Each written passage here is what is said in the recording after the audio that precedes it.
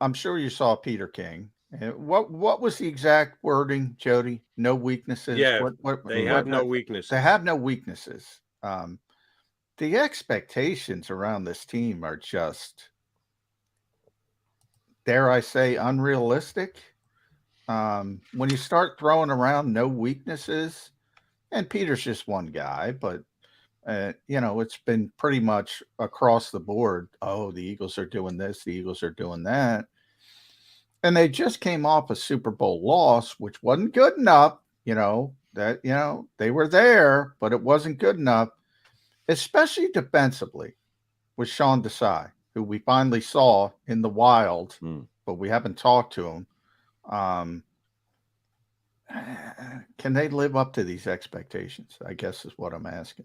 Yeah, I don't like the idea that any team really doesn't have weaknesses. That's the NFL is set up to where you do, because there are salary cap constraints and there's a cyclical nature of the league, and there's so much worst to first and first to worst each year. So that's just not, I think, reality when you say they have no weaknesses or even a few.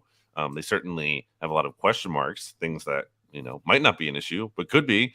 So I think they're to go from where they are, a team that lost the Super Bowl. It's kind of, again, already crazy that you would not have them as your number one team, and power rankings don't really matter at the end of the day. But it's just, you're coming into the season. I feel like you kind of have to give the reigning Super Bowl champs who actually won the benefit of the doubt a little bit more than every other team.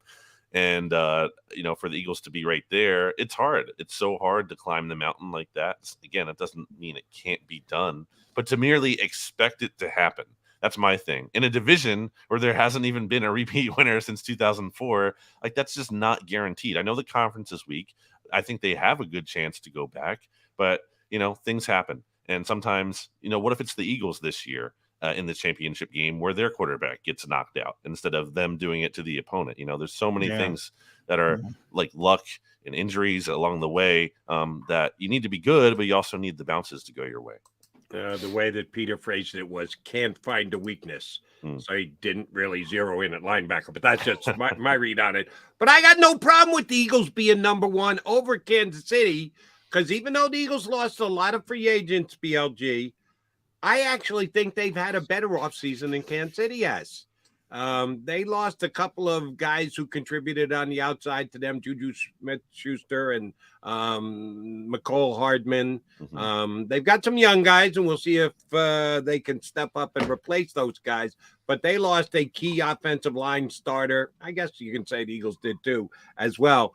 Do you think the needle moved enough during this offseason that Peter King will not be the only one to rate the Eagles ahead of the Chiefs, even though they lost to them in the Super Bowl last year? I don't think he'll be the only one. The fact that the Eagles did have, on paper at least, a very exciting and I think promising draft is certainly going to give them an edge. And we know the way Howie makes moves, that he can still make a trade or two, and that'll kind of give them some extra juice potentially. Certainly not done adding to the roster at any point really leading up to the beginning of the season, and then I guess even up until the trade deadline, really. So I would not be surprised. But again, I have to give the team that actually won it the benefit of the doubt. I think you made some fair points there, Jody. And I don't think it's like the Chiefs are heads and shoulders above the Eagles, but I think the fact that they were able to get it done, something to be said for that.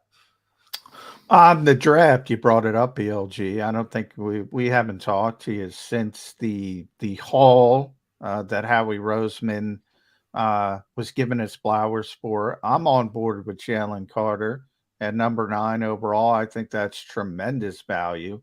I think arguably you get the best positional player in the draft.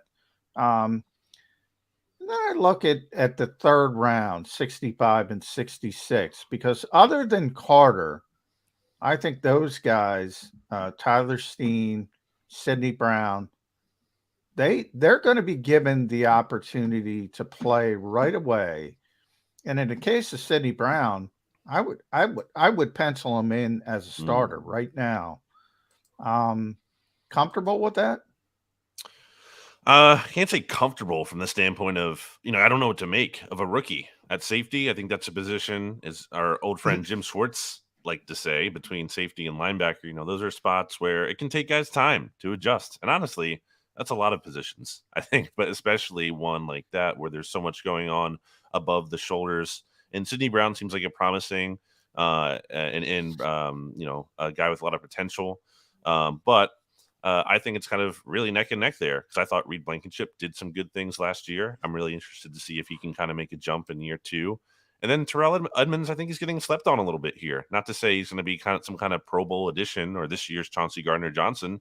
But Steelers fans were sad to see him go. Like, he had a nice season for Pittsburgh last year, and they actually wanted him back. So I'm not just ready to count him out and say he doesn't belong in the mix, and Sidney Brown is definitely going to be over him when he's an experienced starter. Well, I'm kind of real quick, BLG. I'm kind of starters are in pencil. We'll go Chip Kelly. You want Jim Schwartz? I'll go get the pencil out. Sidney Brown and Terrell Edmonds. I don't think Reed Blankenship is going to be the starter. Wow, that's my thought process. I think it's probably the best battle on the roster. I think that's all very close. And I think it's a true battle too. We see some of these battles like we've seen in years past. Just, I don't know, for example, like when Andre Dillard was competing for the starting left tackle job, and Mailata clearly won it by like day 2 of camp. And then Sidney Jones, in theory, was competing for a starting cornerback spot, except it was Maddox every day in practice. So I think this is a real battle.